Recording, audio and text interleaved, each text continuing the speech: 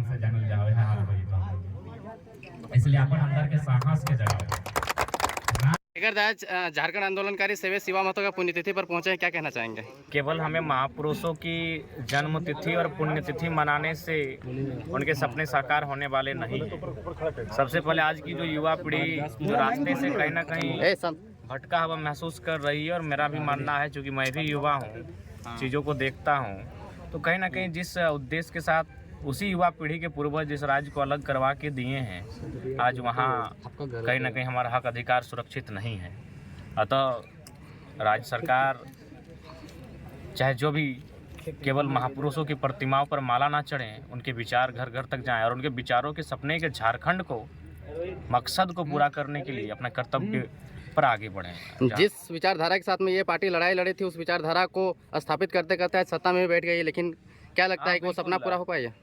दुर्भाग्य इसी बात का है कि आज किसी भी आंदोलनकारी से पूछिए, यहीं सुदन महतो जी की शहादत है, बगल में शहीद शक्तिनाथ महतो है, आगे जाएंगे तो मणिनाथ मंडल है, आगे जाएंगे तो नेपाल रवानी रस्सी कहता है, चाहे मेरे पिताजी झारखंड आंदोलनकारी के शहीद हैं। तो किसी से भी आप पूछिए कि आप जिस समय आंदोलन कर रहे थे, आखिर कोई ना कोई तो झंडा होगा।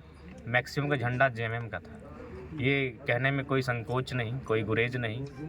लेकिन आज उसी आंदोलनकारियों की बदौलत जो पार्टी खड़ी हुई, वो पार्टी सत्ता में है और आंदोलनकारियों को कोई सम्मान नहीं। ये बड़ा मजाक का विषय है। 3000 का पेंशन पाने के लिए लोगों ने अपने जानों का बलिदान नहीं दिया था। उनकी पत्नी विधवा हो गए, उनके बच्चे अनाथ हो गए हैं, उनकी बूढ़ी माँ की आंखों का पानी सूख गया। ये 3000 के पेंशन और एक स्मृति पत्र के लिए नहीं झारखंड आज अलग हुआ था। आज वो आंदोलनकारी का परिवार कहाँ है? इसलिए हमारी गुजारिश होगी, दरख्वास्त होगी नए मुख्यमंत्री से, आंदोलनकारी मुख्यमंत्री हैं, कि कॉरपोरेट के इर्द गिर्द ना रहें, पूंजीपतियों के दलालों के इर्द गिर्द ना बैठें, गांव जाइए, चौपाल में बैठिए। आज भी अनगिनत आंदोलनकारी जिंदा हैं, किसी का परिवार डैमेज हो चुका है, किसी का घर डैमेज हो चुका है, वहाँ जाइए और झारखंड आंदोलन के सपने को चौपाल में बैठकर पूरा कीजिए। कंपनियों के दलालों के बीच सपना झारखंड का पूरा नहीं होगा। जयराम जी, आज आप दलगत भावना से ऊपर उठ करके इनका पुण्यतिथि में आए हुए हैं।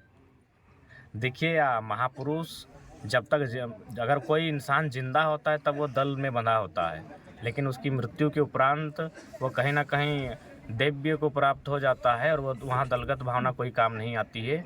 जब संसार में ना रहे तो कोई दलगत भावना नहीं, संसार में रहता है वो इंसान तब वो दलगत भावना दिखती है, लेकिन जब वो नहीं है तो उसमें कोई दलगत भावना जैसी बात नहीं। आंदोलनकारियों का एक सपना था स्वच्छ झारखंड, अच्छे झारखंड, तो क्या वैसा झारखंड आपको दिख रहा है?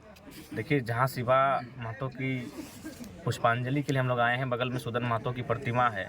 ये आंदोलनकारियों का गढ़ है, धरती है, और यहीं बगल में स्वच्छता नहीं है। तुम पूरे झारखंड का मतलब किस आधार पे हम देखेंगे स्वच्छ झारखंड? चारों तरफ प्रदूषण है, कटते हुए पेड़, उजड़ते हुए गांव, माइंस का होता हुआ विस्तार, कोयले का धुआं, तो प्रदूषण पर नियंत्रण यहाँ नहीं है। तो स्वच्छ झारखंड जब यहाँ नहीं है, महापुरुषों के ठीक बगल में, तो पूरे झारखंड की बात हम कैसे करें?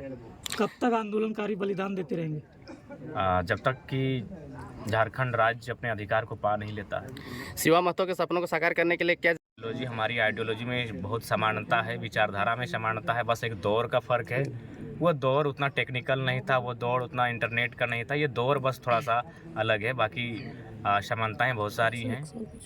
वह दौर ऐसा था जब हमारा जन्म नहीं हुआ था, तो एक नया लड़का जिसका जन्म नहीं हुआ था आज वो नेतृत्व कर रहा है, तो थोड़ा सा दौर में डिफरेंस है, बाकी वही चीज़ें हैं। आपके अनुसार झारखंड कैसा होना चाहिए?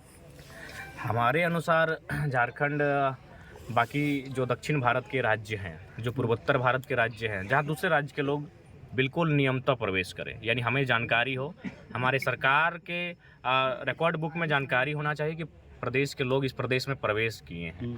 दूसरी बात, किसी प्रकार का भूमि अधिग्रहण अगर कोई कंपनी करती है तो वहाँ एकदम सीधा रहेगा कि आप 30 साल के लिए, 50 साल के लिए उसको लीज में लेते हैं, और फिर जब वो समय आएगा तो फिर उसको आप रिन्यू कर सकते हैं, मैंने फिर से रिवाइज कर सकते हैं, और उसके बाद लगभग वहाँ 75% स्थानीय को रोजगार मिलना चाहिए। दूसरी बात है कि इस राज्य में जो CNT-SPT के कानून है, बिल्कुल उसमें छेड़छाड़ नहीं बल्कि और मजबूत करना चाहिए। क्योंकि देखिए, अगर आप चुहाड़ आंदोलन की बात करें, मुंडा आंदोलन की बात करें, तमाड़ आंदोलन की बात करें, अंग्रेजों के खिलाफ झारखंड के आदिवासियों ने, मूलवासियों ने 150 आंदोलन लड़ा था, और 150 आंदोलन का जो पृष्ठभूमि था वो था ज़मीन बचाने की लड़ाई। क्योंकि अगर सुनिए, ज़मीन आज हम लोग भाषा के लिए भी लड़ते हैं, आज हम लोग संस्कृति के लिए लड़ते हैं, लेकिन संस्कृति और भाषा किसी पहाड़ के ऊपर हवा में नहीं स्थापित होती, वो ज़मीन के किसी टुकड़े में स्थापित होती है। इसीलिए पहली लड़ाई भूगोल को बचाने की होनी चाहिए। अगर हमारी धरती बचेगी तो उसी धरती में हमारी संस्कृति रहेगी, उसी धरती में हमारी भाषा और परंपरा रहेगी। चलिए, बहुत बहुत धन्यवाद। अपनी भाषा में बोलने से संकोच करते हैं। एक भाषा